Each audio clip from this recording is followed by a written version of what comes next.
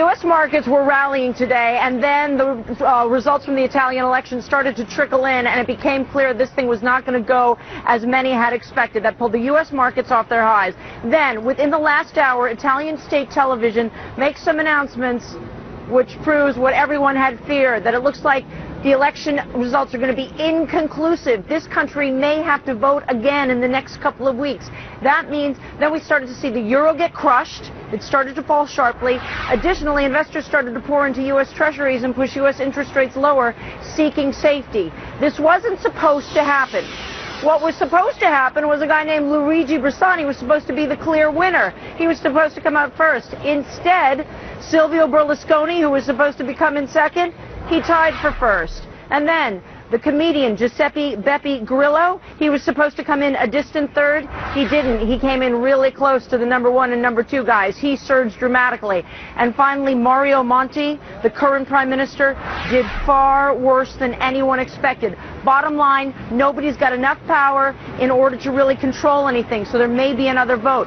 Silvio Berlusconi's comeback is incredibly impressive. Despite all his scandals for tax evasion, sex scandals, wiretapping, etc., he's done extremely well in this election. He's so controversial. Look what happened when he voted yesterday in Milan. He walks into the polling station, and almost immediately, 3 different women rip off their tops, and on their bare backs and their bare breasts are painted "Basta Silvio." And what you hear them screeching there is "Basta Berlusconi, basta Berlusconi, enough of Berlusconi." As you can see, they were grabbed by the police, dragged from the polling station out into the snow. It was a high level of drama, a lot of moments of tension, but that speaks to the nature of Berlusconi and what has been an almost circus-like atmosphere for this election. Bottom line, we may have to go for another round of voting here.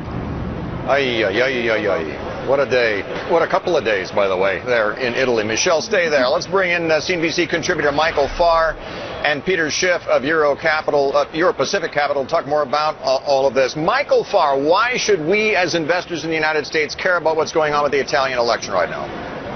Buongiorno, buonasera, ciao.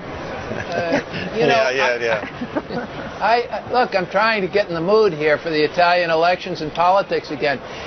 We need to care because Luigi Bersani was basically going to follow an austerity plan. He promised fiscal and economic responsibility. If somehow we begin to take a drift closer to Greece, where they don't play well and they don't uphold their end of the bargain, then we have a bigger European problem. We've had a big one, but we have a bigger European problem which turns into a big problem for U.S. markets. Peter Schiff, weigh in on handicap how you think this is going to play out from a market perspective.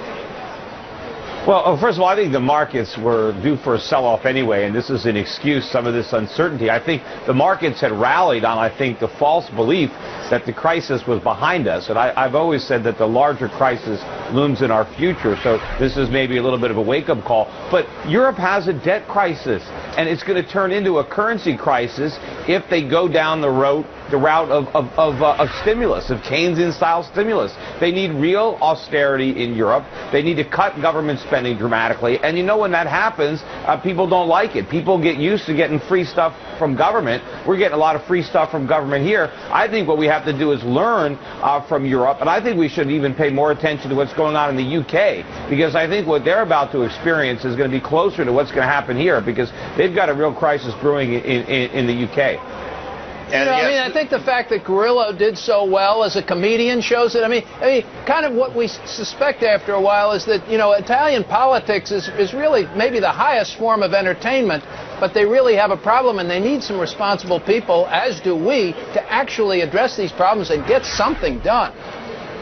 Michelle, I realize we got this very long audio delay, but I must ask you what the feeling is in Italy on these results. I mean, clearly a technocrat who was an agent of change like Mario Monti, who came in to clean up the town and by all accounts has done a pretty good job at this point, but it cost him a lot of votes clearly in this whole thing. So is Bersani seen as much of an agent of change, or Berlusconi, or what's going on here? No, Bersani was seen as stability. maybe not a complete agentist change, not as much as maybe somebody who is more free market, but certainly somebody who would be stable and would definitely be pro-reform. The other thing you got to keep in mind is that Mario Monti is admired outside of Italy far more than he is admired inside of Italy. Remember, here in Italy, he's the guy who told people, you know what? You're going to work longer to get your pension. You're going to contribute more to your pension, and that pension is going to be a lot less than what you expected. You're going to be working to 68 instead of 60. Oh, and by the way, your taxes are going up as well. So he's not very well liked here. It's like Peter Schiff said, they don't like austerity. It's tough. He's enduring everything that our politicians fear they may have to endure. But it's a lot more popular. You're a lot more popular when you spike the punch bowl rather than taking it away. But unfortunately, that's what needs to be done, and politicians have to be willing to do it despite what it means for the polls. Because I think the crisis that we're going to get if we indulge the populace and we continue to spoon-feed government stimulus, it's going to be a much, much bigger crisis, and there's going to be a lot more pain for everybody. To Michelle's point, though, Michael Farr, you know, Mario Monti was well respected outside of the United States and worked with U.S. officials relatively well. That might not be the case with whoever wins this election, especially if they have to vote again. How does that impact Europe's ability and Italy's ability to get things done, to push things through, to try and recover, perhaps with the cooperation of the United States or advice from the United States? Right, and Sue, that's such an important question because you not only talk about how popular or how effective he is within the country, but we find out, you know, that Monti was very effective outside of the country, and how Europe and how the U.S. and Asia perceive the Italian economy and how serious they are about sticking to some sort of a budget and taking their debt and indebtedness seriously is really important to their credit rating. After this four-way election turned into this kind of chaotic result here today, we saw the Italian 10-year bond drop. Right.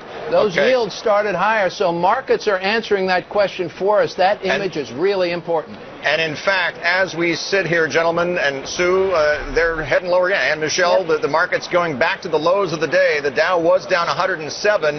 Now we're down 106.5 points. Peter Schiff, there are some traders here at the big board who have been saying to us, Italy's not that big a deal for these markets. I mean, and you call this an excuse for the markets to see a sell-off. What are you going to do here? They should sell off. The markets rallied too much, so they need a reason to sell off. They have to grab something. But Italy is a big deal in the moral hazard that is created if Italy doesn't do the right thing and shrink government spending. They can't try to prop up Italy in the way that they've been propping up. I know, but I'm looking Greece. for a trading strategy. I'm looking for a trading strategy. Well, we had a big rally, so I think traders. Yeah, well, look at gold. If you want to trade, gold's the only thing that's making sense today. It's up. It's up about $13, $14, but it should be up a lot more. I think the gold sell-off was way overdone. And if you're looking for a trade, buying gold is it. But I mentioned earlier, we should take a look at the UK. They got a downgrade on Friday from Moody's. I guess Moody's isn't afraid of being sued by the British government, so they were able to downgrade them. But they've got a real problem there because inflation is accelerating. With the pound weakening, it's going to get worse. And pretty soon they're going to be stuck between a rock and a hard place. They're going to have to start tightening over there if they want to get a lid on inflation. And that's a look into our future. It's stagflation, and that's a problem.